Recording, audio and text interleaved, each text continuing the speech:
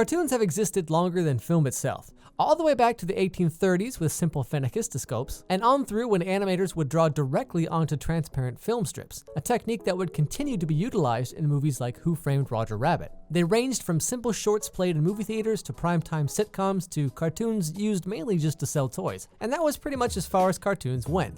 Until the early 1990s, when a small group of animators, directors, and producers changed the world of cartoons forever, with what was perhaps the most influential cartoon series ever made, Animaniacs. Animaniacs was a cartoon about cartoons. It was made by animators for animators, in a time when cartoons as entertainment were nearly dead. In 1989, Tom Ruegger, along with Gene McCurdy, led a group of Hanna Barbera animators to restart Warner Brothers Animation. It was during this time that the animation industry market was pretty much dried up. People were getting sick of the low-budget cash grabs that plagued the 70s and 80s. It was actually Steven Spielberg, who always had a bit of an admiration for animators, that turned to the new Warner Brothers Animation team led by Tom and wanted to make cartoons that would speak to a modern audience. I'm so in love with the Disney animators. Why I think animation is the father of cinema, live-action cinema, because they have to have in their mind a clear picture of how a chipmunk rolls over in the snow. And they don't build chipmunks and roll them over in fake snow. They have to use their imaginations and paint these things 12 cells a second, and how the fur moves and how the wind's blowing. And that's why I think all directors should be animators first. And soon after, Tiny Toon Adventures was born, taking the old Warner Brothers cartoon characters and tropes and turning them literally and figuratively on their heads for a whole new generation. It was the success of Tiny Toons that proved there was still an audience for well-made cartoons. Not just recycled footage of He-Man or Johnny Quest, but actual quality animated content. Warner Brothers naturally wanted to capitalize on this success, to strike when the iron was hot, as some people probably say, and demanded another hit show. Tom Ruegger and his team, not wanting to stray too far from the Warner Brothers mythology, took the Tiny Toons idea and pushed it even further. And the product of this was Animaniacs in 1993. Animaniacs proved you could reach a wide audience by mixing cartoon slapstick with smart satire and even the occasional innuendo. Along with other shows like Ren and Stimpy, it would constantly push the boundaries of so-called kids' entertainment. Frisky little fella makes his home in the hollow of an old tree. The squirrel likes to hide his nuts in many odd places where the sun doesn't shine on him. Yakko, can you conjugate? Oh, me? I've never even kissed a girl.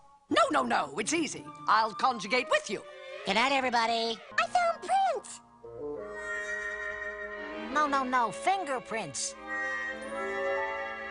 I don't think so. By making jokes multi-layered to appeal to both young kids and older teens, Warner Brothers realized that the audience for cartoons was much larger than they'd originally thought.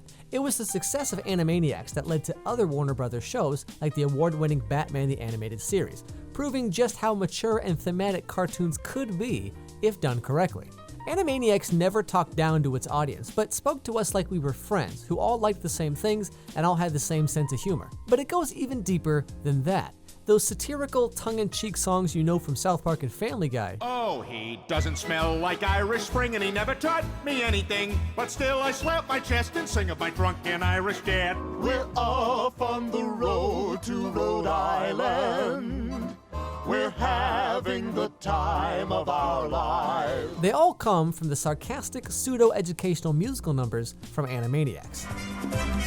Lake Titicaca, oh Lake Titicaca, it's between Bolivia and Peru. Lake Titicaca, oh Lake Titicaca, with waters tranquil and blue. Oh Lake Titicaca, yes Lake Titicaca, why do we sing of its fame? Lake Titicaca, yes Lake Titicaca, 'cause we really like saying its name, Titicaca! In fact, Seth MacFarlane, the creator of Family Guy, got his start in animation working at Hanna Barbera after Tom and his team had left for Warner Brothers. With the success of Tiny Toons and Animaniacs, Hanna Barbera was also looking to get back into the cartoon business after launching the Cartoon Network in 1992. The new team of animators, which included people like Seth MacFarlane and Genndy Tartakovsky, gave us culturally redefining shows like Dexter's Laboratory in 1996, Johnny Bravo in 1997, and Powerpuff Girls in 1998. Smart cartoons that utilized parody, satire, tongue-in-cheek writing that's now so ubiquitous in modern-day cartoon series. This was the cartoon renaissance of the 1990s. everyone was making cartoons again. But it wasn't just cartoons, it was a cultural revolution that still has effects even today. The modern day surreal, absurdist style humor that you see all over YouTube and social media and just the internet in general is really just an evolution of what shows like Animaniacs were doing almost 25 years ago. With its structureless variety show style, you had parody songs followed by celebrity skits, you had double entendres that sometimes just went right over your head, comedy bits that seemed disconnected and ridiculous but still hilarious all the same. The format of the show was so free. You know, it wasn't, we weren't really there to tell compelling stories. It was really had this kind of a feel of a sketch comedy show. Yeah. The cartoons were different lengths, and they could be this, and you could do a real story. You could recite the Star Spangled Banner, or you could parody a commercial, or you could do all these kind of things. And we had this tremendous freedom and the talent to back it up. I mean, my first job was Animaniacs, and then having done other things, I'm like, wow, that was not the real world. You had, like Peter said, the 40-piece orchestra, just no treatments, no outlines, write whatever you want. Gilbert and Sullivan, you go write it, because kids love that stuff. But we never asked that question, are kids gonna watch it? It was exactly what we thought was funny.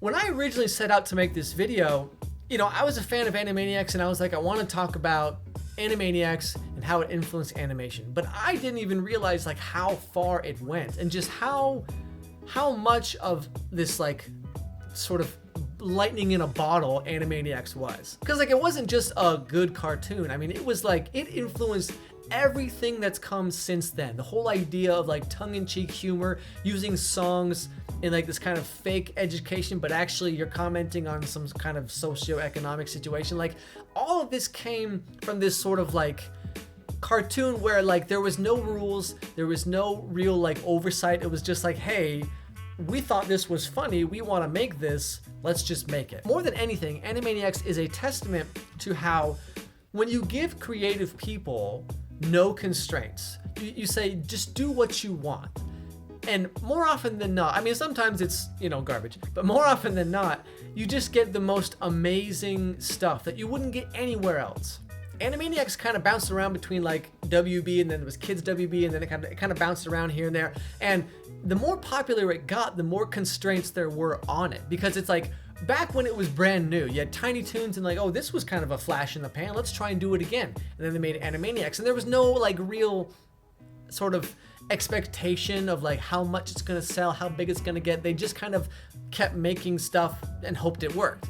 But when it got so big, eventually, you know, there were so many people watching it, there was scrutiny, there was people keeping a close eye on what was happening. We need to make sure they don't say the wrong thing or do the wrong thing, whatever. And this happens with like everything nowadays. When something gets too popular, the scrutiny gets higher, the stakes are higher, all of a sudden the creative freedom is gone in favor of like, just make sure we just do what works and that's it. And so eventually Animaniacs started to kind of die down and it kind of died out just because the creativity, the real stuff that made it so great in the first place was gone. In the early 90s, you know, cartoons were kind of dead and it's like, we need to revive this thing.